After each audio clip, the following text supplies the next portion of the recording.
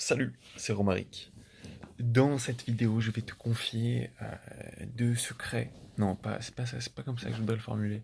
C'est plutôt, je pense qu'il y a deux choses que nous, en tant qu'humains, peut-être même en tant que tous les êtres vivants, gagnerions à accepter. Mais chez les humains, parce que je les comprends. Je les comprends mieux que les animaux. Oh, non, c'est vrai. Donc, il y a deux choses que les êtres humains gagneraient à avouer et à accepter, en fait, à regarder en face pour travailler à résoudre la source de ces deux problèmes. Enfin, pas de ces deux problèmes, mais enfin, si, c'est des problèmes pour les humains. Pour nous, les humains, je m'exclus pas du tout de ça. Et je ne sais même pas pourquoi j'ai pensé que tu pouvais penser que je m'excluais. Ça me gêne un peu. Donc, ces deux choses. La première chose, en fait, les deux, je pense que tu les sais, j'en parle beaucoup. Mais voilà, il y a un, que tout le monde devrait avouer qu'il a la flemme, et deux, tout le monde devrait avouer qu'il est en souffrance, dans un malaise plus ou moins visible à certains moments. Voilà. Mais que tous les humains passent par ces stades, bref. De flemme, volonté, de malaise, flow, on va dire.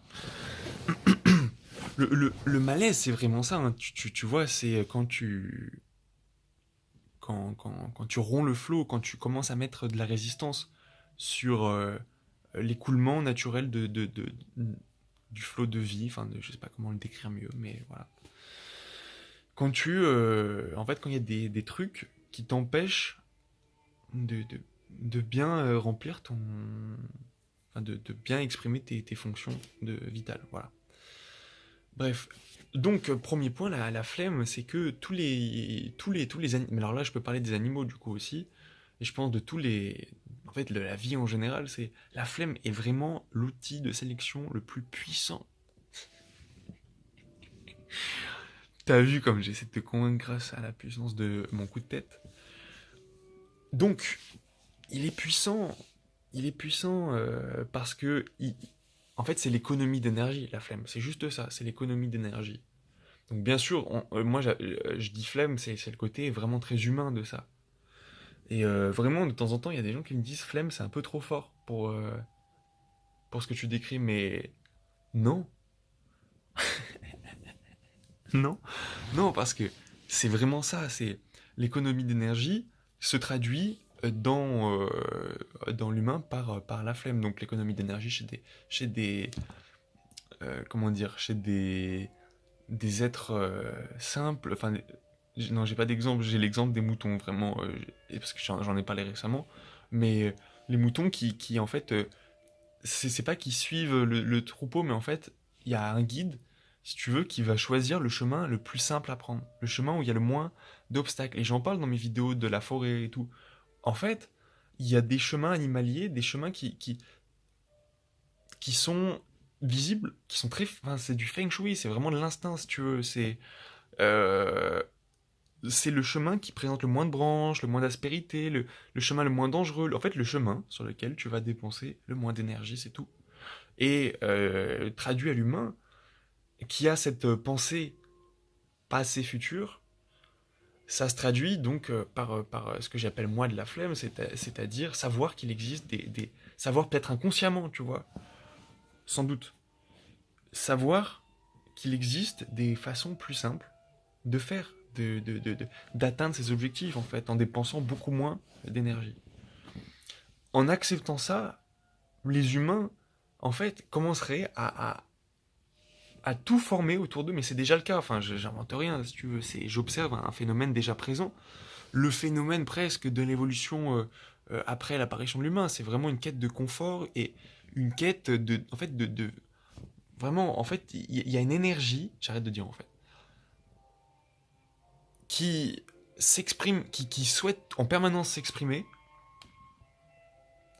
mais à quoi s'opposent tous les mécanismes enfin les mécanismes du monde physique qui en fait te plongent dans la survie et en survie Tu n'es plus dans l'expression de euh, ce, ce- ce mélange de curiosité et de digestion et de recréation par la suite.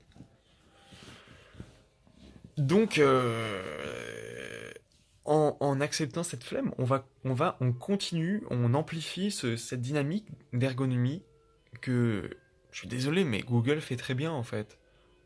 Tout est simple, tout est simplifié. J'ai pas à me préoccuper des trucs chiants, tu vois. J'ai un objectif en tête et c'est fluide. Là, je parle de développement informatique. Je dis pas que Google dirige le reste de ma vie, mais ça m'aide quand même dans beaucoup d'aspects. On va pas se mentir, les mails, les machins, tes comptes synchronisés, c'est fou. Bref. Et c'est ce dynamisme, ce processus, je sais pas comment dire, cette dynamique, pardon, que je voulais. Parce que, waouh.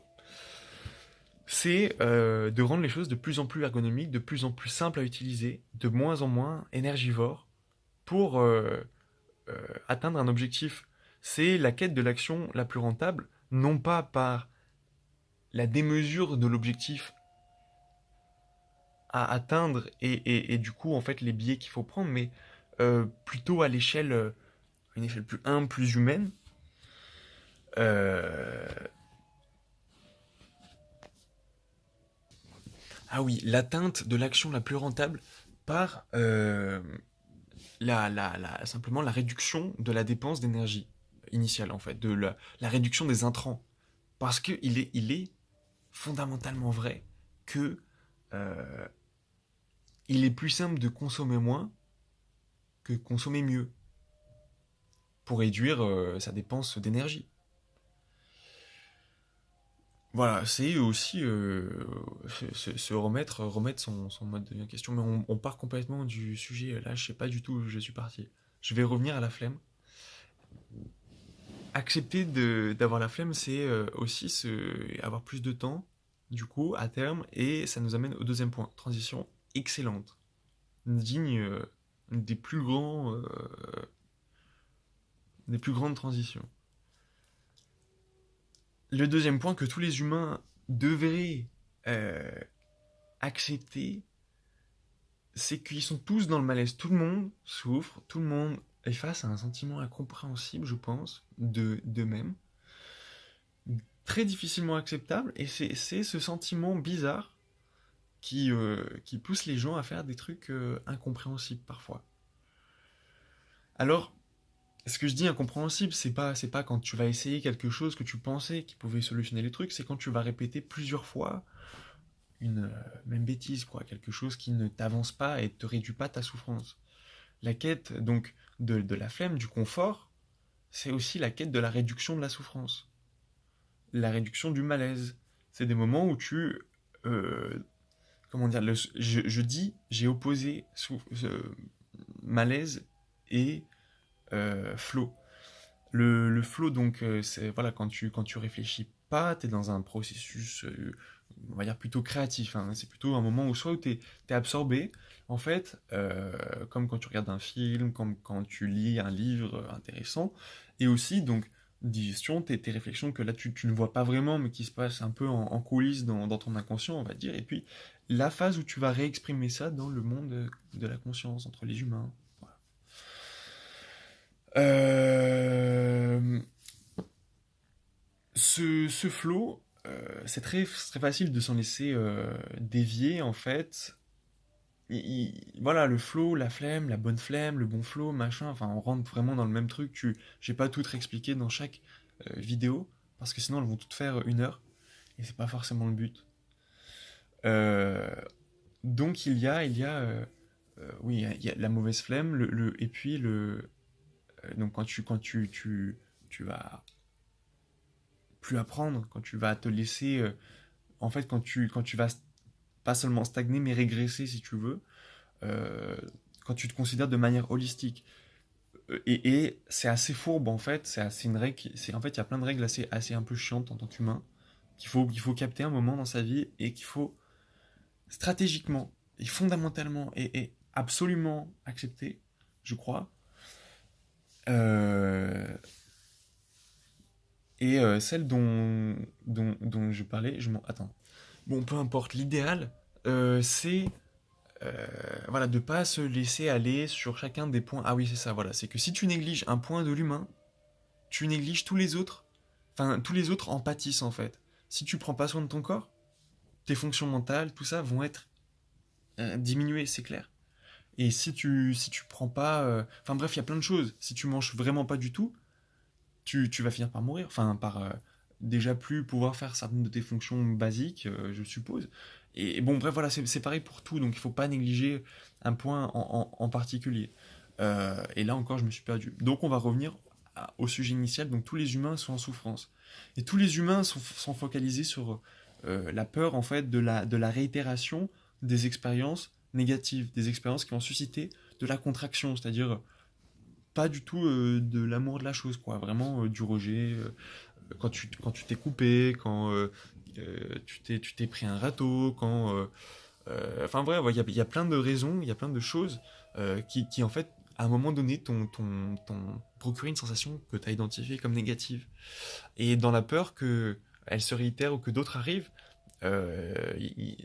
il y a en fait une quête de distraction, enfin de je veux pas penser que ça va me réarriver, je veux pas parce que voilà, donc là, l'acceptation 100% de ça permettrait de soigner la source, c'est-à-dire de comprendre d'où vient le malaise, de comprendre la souffrance, de travailler ensemble, parce que ça n'existe pas encore une fois, ça n'existe pas je me sors de la souffrance et pas les autres, puisque, comment dire, c'est pas durable la condensation d'énergie. Alors, j'ai réfléchi, enfin, j'ai réfléchi à ça, je suis pas à 100% contre la concentration d'énergie, parce que il semblerait que dans l'histoire et les trucs comme ça, l'histoire et les trucs comme ça, il semblerait que la condensation d'énergie en gros pôles ait quand même des aspects positifs. Ça crée des pics d'innovation, ça crée des pics de créativité de manière générale, puisqu'en fait ça accélère les liens et tout. Donc attention à pas se laisser submerger en fait. Bien sûr, il faut rendre les trucs plus ergonomiques pour qu'on dépense moins d'énergie et qu'on sature moins vite. Enfin, voilà, c'est aussi une quête perpétuelle pourquoi? Pour être visible dans l'espace, j'en sais rien moi. Bon.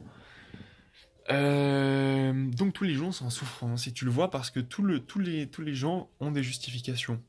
Toutes les personnes ont des justifications. Et aussi, toutes les personnes ont des choses qu'elles apprécient. Et ça veut dire, enfin, des choses qu'elles apprécient faire. Et ça veut dire qu'elles ont besoin de faire des choses. Moi-même, hein, bien sûr, je suis un humain, à 100% humain. Euh, et du coup, enfin, je propose, c'est pas que je propose, mais je pense que ça serait pas mal qu'on accepte tous, tu vois, qu'on se regarde, même tous les hommes, qu'on se regarde dans les yeux et qu'on se dise, mais je sais qu'au fond, tu t'es un enfant j'ai dévié mon regard, j'ai faibli. C'est pas ça que je voulais dire. Je sais qu'au fond, il y a des moments où tu vas pas bien. Je sais qu'il y a des moments où tu te sens comme une merde. Et que dans ces moments, souvent, tu vas aller dans une activité que tu apprécies plutôt que, on va dire, essayer de chercher la source du problème. Mais c'est pas mal, hein. C'est normal. C'est pas mal, c'est normal. Bon, donc voilà, ça c'était mes deux points importants à réfléchir à propos de l'humain, en fait. C'est deux choses que tout le monde essaie de mentir, enfin, au sujet duquel les gens cherchent à mentir en permanence. En disant, moi je travaille beaucoup, machin, et puis je m'amuse bien, je suis heureux dans ma vie, machin. Mais au fond, c'est à 50% vrai, et ça sera toujours à 50% vrai. Et plus tu vas aller haut en jouant en machin, et plus finalement tu penses pas que tu vas le payer, parce qu'il y a pas, c'est pas, qu'il y a pas d'argent là-dedans, il n'y a pas de transaction, mais quand tu fixes des sommets et que tu dis ça, c'est très très bien, enfin, l'ensemble des conditions fait que c'était très très bien, et quand tu n'as pas toutes ces conditions, alors tu souffres, mais en fait, au fond, c'est juste l'absence de ces conditions qui te fait souffrir, c'est pas ta condition actuelle, si tu regardes bien. Bon, voilà, bon, ça c'est peut-être un des trucs qui permettent de travailler sur l'idée de souffrance. Mais ça solutionne rien du tout. Enfin, ça solutionne très peu de choses et ça. Voilà. Bref, donc à travailler et à accepter en soi. Si t'as la flemme, c'est normal, c'est naturel. C'est la loi du moindre effort. Tous les êtres vivants qui sont vivants aujourd'hui le sont parce que ils ont leurs ancêtres, durant leur vie, ont réussi à maintenir un équilibre suffisant euh, entre, attends, je- attends, j'allais dire entre survie et, ah non, entre énergie, ah voilà, entre dépenses d'énergie et économie, parce que si tu fais que dépenser en espérant, t'es comme un mec qui va lancer tous les paris, tu vas peut-être gagner quelque chose à la fin, mais ça sera rien du tout, il faudrait mieux faire une autre activité plus sûre, en fait, où tu sais que t'as une probabilité de pas réussir, mais qui... Non, alors là, je suis dans le jugement, vraiment, je préfère m'abstenir de continuer là-dedans. Je vais plutôt conclure, voilà, cette vidéo voilà, la flemme, le malaise. Tout le monde est comme ça, tu regardes tout le monde, tout le monde dans ta famille, tout le monde dans tes amis, tout le monde dans ta vie professionnelle. Toutes ces personnes ne savent pas où elles vont, fondamentalement. Ne savent pas ce qu'elles font. En fait, elles sont juste là à manipuler des concepts très, très abstraits elles ont fait des généralités de leur vie et elles ont lu dans des livres et appris d'autres trucs. Mais fondamentalement, dans le, dans le, dans le cœur du truc, toutes ces personnes sont perdues. Toutes ces personnes ont du mal des fois à se lever. Et quand même elles arriveraient à se discipliner longtemps, leur énergie vitale, si cette discipline est trop forte, se dissiperait. Et une discipline qui empêche de voir le malaise, c'est le meilleur moyen en fait, d'arriver à la falaise du malaise. C'est assez traître. Hein. Tu peux pas te sortir du malaise. À un moment, il faut le regarder en face. Parce que c'est aussi ça qui est bon, en fait. Enfin, dans le sens, si t'as jamais mal, tu sauras pas ce que c'est que... T'auras pas la gratitude que suscite le fait de... Enfin, pas la gratitude, mais juste le bien-être, la sérénité que procure le fait d'avoir un corps qui fonctionne bien, par exemple. Voilà. Je vais arrêter de m'égarer et j'arrête tout de suite cette vidéo. Je te souhaite de bonnes réflexions.